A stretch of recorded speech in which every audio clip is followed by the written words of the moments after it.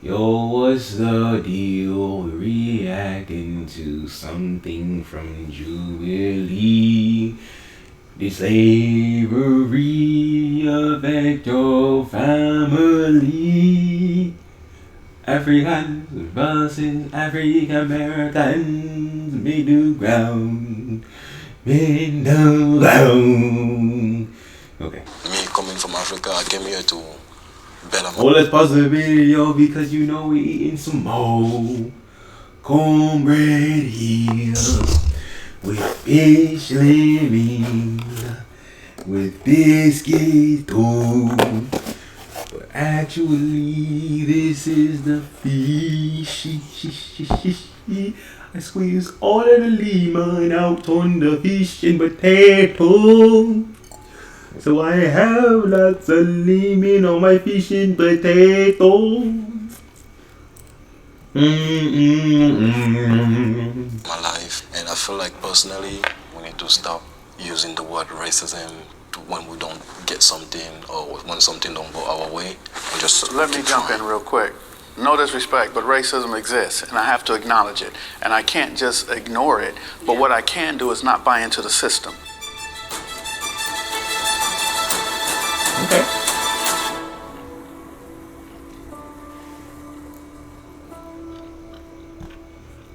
Step forward if you agree. Slavery affected my family.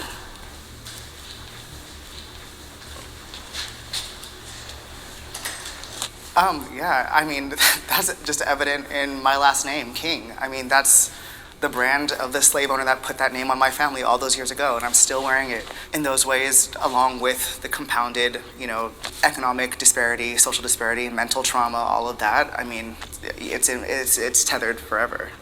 So to go back to slavery and talk about post-traumatic stress disorder, it has never stopped. So there is no post. What my great-grandparents were teaching my grandparents, who taught my mother, who taught me, came from what they learned through slavery. So there's a lot of fear, a lot of insecurity, a fear of society, a fear of law enforcement. So slavery has made a major impact where the low self-esteem is consistently reoccurring. I think for me, growing up in Los Angeles, California in the early 1960s, there was a stereotype that I didn't want to be black, I didn't want to be African because we come from Africa or we're slaves. So I wanted to be a Chinese boy, I wanted to be Bruce Lee. So growing up like that, I didn't like myself and who I was. I didn't like the color of my skin or the way that I spoke. So I emulated other people. I wanted to be something that I was not. It's very saddening when you can literally only go back a couple generations and then it's like the documents just don't exist. There's no record. It's like, my family has completely been erased. In that same point too, in the time that we've been here, we've created an incredible culture and we have so many things to be proud of. And I always reframe the narrative myself and I speak of my ancestors that were enslaved as, doctors and healers. And it's like, we were taken because we were talented, right? Because we had skills to offer. And we built this country, so. And still building. And still building, and that's something to take pride in, so. Can the disagree step forward? Strap in, because this is going to be a long one. I'm making this video to accompany a power page that we wrote. Not gonna be a long one for me. slavery didn't affect my family, but we did suffer a different type of slavery back home. Like we went through colonization. Like I am Bamileke. There was a massacre of Bamileke. You guys can look it up. They killed like more than 300,000 of my people because we didn't want to assimilate to the French culture. But it's still nothing compared to what you guys' ancestor like been through, you know? I wouldn't want to minimize that pain though. What you just said hurt me. That 300,000 people were killed because they would not conform to the colonization of the French people. So that is just as painful and hurtful as the trauma that we suffered here in America. I can't share the same experience that you have went through and your family, even though we also had our own type of slavery. We had apartheid at the time, you know, where the Dutch people took over and they wanted to just have South Africa, Namibia, and I think other countries where we could only just speak Dutch. It's somehow still happening even now. There's like a place in South Africa where it's called Orania, you know, and it's just Dutch people there. No black person is even allowed there. So we still somehow feel that oppression even now, but it's nothing compared to what your ancestral history, has gone through. I'm somehow happy that you guys have forgiven it, even though you haven't forgotten it. Have you forgiven it? I mean, like the face, like.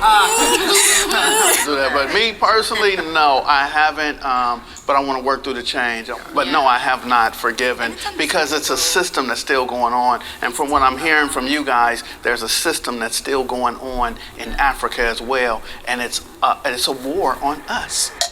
Racism is the main cause of poverty among black people in America. You gotta speak facts, right? Facts. Racism is a very big issue that talking about it, I'm really trying to be careful to not like say anything that will be insensitive. If opportunity... I want to say my piece real fast. Like, long story short, us as African Americans, we had our own banks. We had our own businesses. We were farmers. And the reason why it was a stereotype of us with the watermelon, eating watermelon all the time, is because we really did eat watermelon all the time, but we also sold it all the time and made bank on it all the time. And we just had lots of things that we did that they didn't do. And all the people who did those things are dead. At least 90% or more of them. That hate, it really will get them. It'll get the job done, bro. Hatred will get the job done when it's just violence and violence. Black Wall Street obviously bombed. You know what I'm saying? Banks bombed, burned down. Every black person get out, or we're gonna kill you. And then even when you get out, we're still gonna kill you. If you're smart, intellectual, and you make money, we're gonna kill you. It's just all there is to it. So yeah, racism causes poverty because the hate.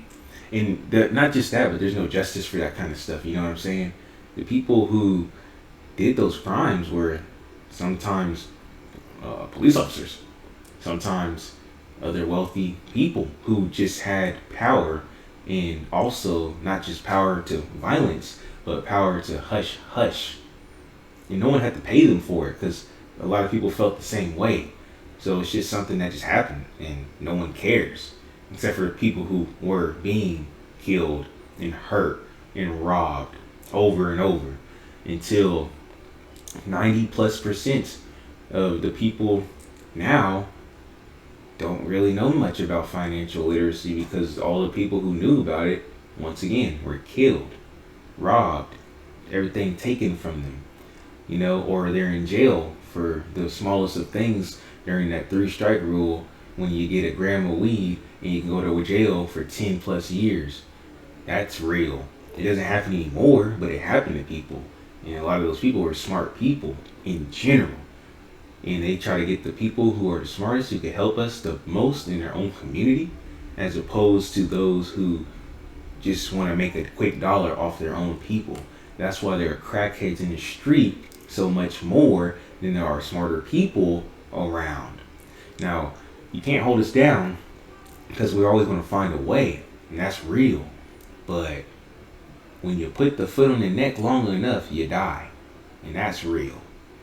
Is right here, they will give it to people of other race than African American and Africans too. So if there's a job that maybe have math requirement, I feel like they'll pick an Asian person, or they believe, African Americans will not dress appropriate, so they will pick another person. They will always pick people that are not black over people that are black. And I also think, I think the crucial missing point when we talk about economic disparity, time is the most valuable currency. And if you have a stock that's the American dream is the stock, and during all that time, all that asset, the American dream was appreciating, and you're not allowed to take out business loans, you're not allowed to read, you're not allowed to write, you had to first fight to become 3/5 of a citizen, then you got Jim Crow, and then you got everything else. It's you're now having to buy in at a price so high because the time is irreparable. You can't get that back. One black person today cannot, in one lifetime, achieve what generations of white families were able to do simply because they didn't have to compete with us to do it. Yeah, I agree with you totally. Yeah, I was thinking, just like you said, from a historical standpoint, we start with slavery then that's centuries, generations of stolen labor, like you said. Then we get into Jim Crow, which is just an extension of that. Then we have redlining, we have mass incarceration, we have events like the bombing of Tulsa and Rosewood in Florida, and all these different examples of our wealth being decimated. And I don't say that to come from a defeatist or a victim mindset, but I think if we just have an honest conversation about history and what we've gone through when we've been here, racism is definitely a big part of that. And there are a lot of successful Black Americans, a lot of millionaires, a lot of, business owners, but they're exceptions for sure for a reason. And there's a big difference between income and wealth. I would like to challenge the ideal that African Americans are lazy or that we don't have a good work ethic. I think there's this perception that, we're here, we're in America, how are we not doing better for ourselves? So. It was an ad. I thought I was gonna be the only one staying. I was gonna be like, oh, I'm about to be like Kanye West, but okay, there's a lot of things we can use as an excuse to hold us back, to not to reach our potential. But it's up to us to look past that. Like me coming from Africa, I came here to better my life, my family. I'm the only one here. And since I have been here, there's a lot of bad things that happen to me. There's also a lot of good things that happen to me. Us African or African American, we need to look past racism and just focus on our own goal. What do we want to achieve? We need to stop using the word racism when we don't get something or when something don't go our way, and just keep trying. So let me jump in real quick. No disrespect, but racism exists, and I have to acknowledge it. And I can't just ignore it, but what I can do is not buy into the system. If I want to do something, let me be the entrepreneur. What I believe happened in the 1960s is that we started looking for equal rights, to be equal with other people. And what we stopped doing, and I heard you talk about Tulsa, we stopped using the Black-owned businesses. Now, because you guys got to understand, the Fair Housing Act in 1968, I'm 5 years old. That's when we could move off the east side of LA and move into other subcultures.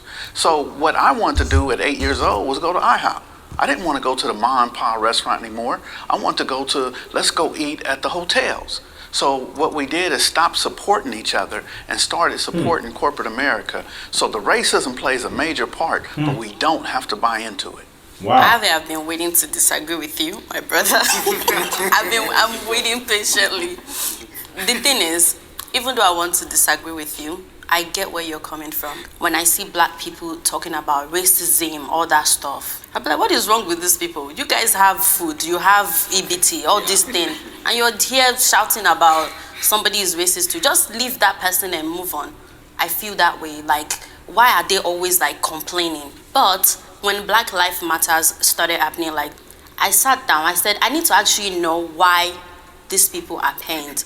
And if we look at the history, what they've done to them, if you actually sit down, watch some documentaries, how they were maltreated, I don't think if I'm actually born, I will forgive those people. I don't care. It's easier for us Africans that were raised in Africa to feel like they're complaining because we were raised through struggle. I barely even have water, and you have water, you're complaining. But then, it's not about the basic necessity or about how we are raised. We are raised I don't want to say way better. We might not have resources, but there's some way, our own people will not look down on us or put us behind. So it's in their nurture that way. They just can't overlook it. And if you sit down and watch everything that the forefathers have been through for you, I changed my mind. No, they need to be angry. However, they should still move forward. I mean, we have police brutality back home too. True. We have if you go to Cameroon and then you see how the police officer treat us, and they're Black just like us, you're not even gonna believe it. And in Cameroon we have this. Have you guys heard of the word tribalism? So yeah, it happens in Nigeria. Yeah, so we do get oppressed too. And I agree. So when I'm saying we need to look past that, I'm not saying forget what happened to you guys or me. At the end of the day, we cannot just sit and just grieve on the past. We have to be able to move on, but not forget. If I could choose a place to live, it would obviously be my country. I love my country, but right now, my country is not the best choice for me. There's a little genocide going on in Cameroon right now. So many innocent lives have been taken. If I was still in my country, the opportunity that I have here, I would not have those opportunities there.